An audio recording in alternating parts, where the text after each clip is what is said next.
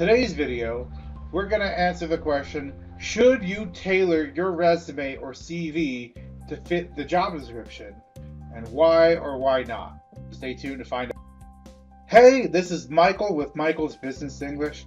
For those of you who don't know who I am, my name is Michael Rencon. I'm a former six-figure data analyst turned ESL instructor and career coach.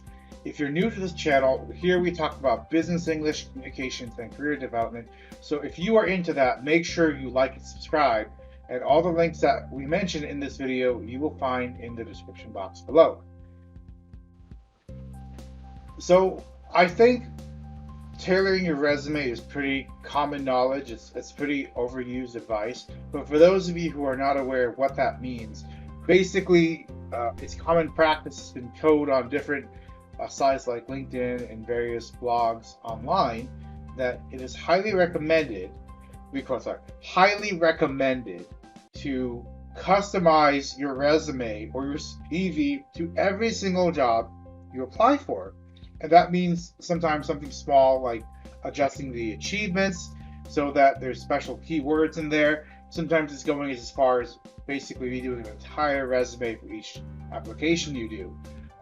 So that's what we mean when we say customize your resume. It's basically any of that. Like if you have to change anything in your resume for the job you apply for, even if it's something small like just changing some of the key skills, that's what I mean when I say, should you tailor your resume? Should you take the time for each job you apply for to go in there and adjust the data in your resume?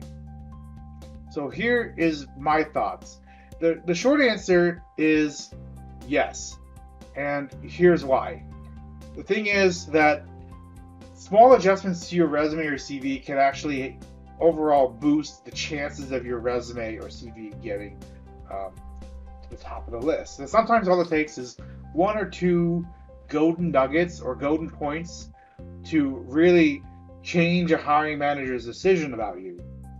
So for example, I had one student who I looked at his resume, I made some small adjustments, and immediately he started seeing results in Southeast Asia, which was shocking because I didn't do much. I only gave him some little changes, but that's all it took was just a couple things to really boost his visibility with his resume. So it's something to think about that.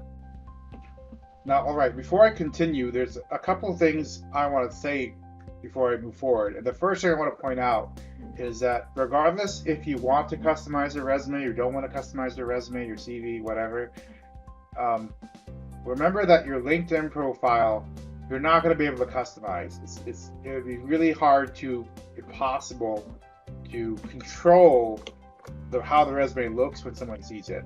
And what I mean by that is if you're applying for jobs online through LinkedIn, like let's say you're trying to use LinkedIn's easily apply function, like even if you change your LinkedIn profile every time, then hit easily apply, what's going to happen is that LinkedIn is the hiring manager is going to come back to the LinkedIn profile and check your profile out. Foundation is really important for your resume, because when you have a foundational resume that's solid, then customizing it shouldn't be that hard anyway. However, I've noticed on LinkedIn especially, and sometimes in the Facebook groups as well, a lot of people are complaining that despite the time and effort they're putting in to update or customize their resume, they're not getting results. And I have a few opinions about why that's the case. The first thing I've seen that's usually causing this is that the core foundational resume itself is ineffective. And what I mean by that is if you're trying to change your career, you're trying to go from one industry to another, you're not going to be able to make one or two small adjustments. It's not something as simple as like changing a skill on your core competency section or adjusting one achievement. Like you really got to hammer this out and really do the work in order for the resume to stand out and really be like, oh, this is a worthwhile resume looking at. So for example, for me, when I transitioned from being a data analyst to being an English teacher, I got a career coach. I got a guy named Ben Teaches English Overseas. You can find him on YouTube actually. And the first thing he told me when he looked at my resume was, Michael, this is an amazing resume if you're trying to be a financial analyst. but it's going to get looked over for a lot of ESL teacher positions. And he was right. I had actually been ignored for quite a few. Because what all I did was add my new TEFL certificate, and that was it. All I did was add my teaching certificate. Say, okay, I'm done. I got the resume. I got my teaching certificate. I don't need to do anything else. And he came back and said, no, like you got to rework the entire thing, the entire resume, in order to make it work to become an English teacher. Be enough. I was under the impression that like, hey, you know what? I have almost 10 years work experience. You should just hire me. Like, I'm great. The problem is, yeah, it's true that some schools will be okay with that, but most schools were like, he doesn't teach English. In fact, a lot of people said the exact same thing. I see you have no teaching experience, and this job requires X amount of teaching experience. So I got rejected for quite a few jobs. I did get some progress because the teaching English industry is not very competitive from a job seeker point of view. But what I'm talking about, like the higher end jobs, the jobs that are desirable, the jobs that I'd be comfortable in considering my lifestyle, it was like, oh man, I've really got to change my strategy up to make this work. So if it's not working for you, what I suggest to you is like you figure out why. But usually that's the case. Usually that's the number one issue I've seen, is that it's not that you're customizing your resume and not doing it correctly per se, but more often than not, if your customization of your resume or CV isn't working, it's the core resume itself. Does that make sense?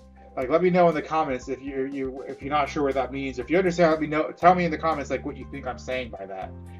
Tell me your interpretation, because what I've been finding is sometimes like someone will say, yes, I understand, and then they come back and they give me an answer and they're like, oh wait, no, that's not what I meant at all. There was miscommunication.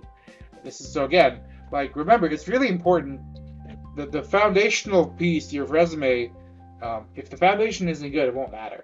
It won't matter at all. And it could be something small like the format's bad. I've seen resumes that look sloppy. I've seen resumes where the font's not correctly aligned, where you have like different font sizes, you have different colors, you have weird elements, you have the structure is misplaced. That's a pretty obvious issue that needs to be addressed, and it won't matter if you customize your resume or your CV. The less obvious ones is your actual experiences and skills. So going back to my student, for example, one big thing that stood out for me when I was helping him was that he put SEO experience, and he was a web developer. And I was like, none of the jobs that you've applied for require SEO. So we took that out and we focused on the skills that did matter, which was HTML, Ruby on Rails, those skills that were required for the jobs. And that's what made things transition for him. There's one other point I want to make with regards to customization versus foundational things. This is really important if you are an international job seeker. So what I mean by that is that a lot of job seekers will take the rules of their country and they'll apply it to other countries. So me as an American, I simply took my black and white resume with no cover photo and very little information and just started applying for jobs. And a lot of countries overseas, want a headshot, which I didn't know that. Likewise, I had a student from another country who was trying to get a job in the US, and one of the biggest problems he had immediately was his headshot. Because in America, we don't put headshots on our resume. We don't use the headshots. And you go to the UK too, like in the UK they call it a CV, they don't call it a resume. But same document, they don't put a headshot in their CV. But in other countries, especially in the East and Asia for sure, the headshot's required. So when I say foundational, like it could be a lot of different things. So make sure you understand like what the foundations are, what the resume basics are, what's important for your resume, what should be expected before you even try to customize it. All right. So my question for you today is, what do you need to do? Like, do you need to customize your resume, or do you think you need to go back and like restart the entire thing like I did when I was transitioning to teach English? Let me know in the comments. Please like this video if you like it. Don't forget to subscribe and check out some of the stuff here I have on this channel. I have some videos I'm going to put in the end card. I'll put it in the description as well that I think might be helpful for you, that might help you as you write your resume out. And I also have what I call the ultimate resume CV checklist, which I built. It's something that I use when I'm auditing my students' work. I use this checklist and I start going down the list, and when I'm looking at their resume or CV, I'm saying, why are they not getting interviews? This is the checklist I use. I actually have it on my computer as I'm going through and start pointing things out, start typing notes and making annotations about what we need to do to fix this to enhance the chances that this resume will start getting interviews. So make sure you check that out. That will be in the comments as well. Thank you guys. I hope you watch this. I hope you enjoyed this video. Excuse me. I'll see you guys next time. Have a good day.